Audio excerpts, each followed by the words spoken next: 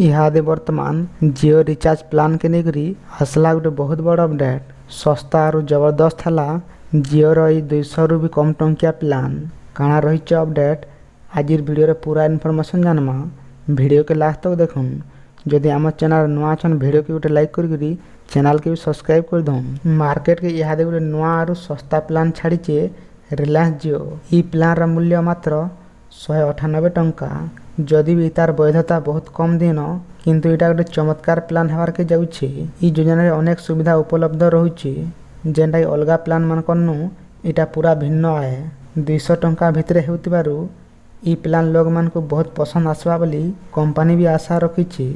तेबे इटा कंपनी तरफ देउथिबार सबुनु सस्ता प्लान नहीं से। इतार छड़ा जियो रो 199 टंकार प्लान भी अच्छे जेनटा सबुनु सस्ता।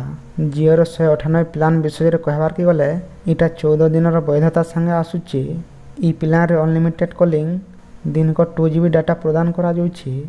ता संगे जियो टीवी, जियो सिनेमा और जियो क्लाउड सब्सक्रिप्शन मध्य आपन को मिलबा ई प्लान रे।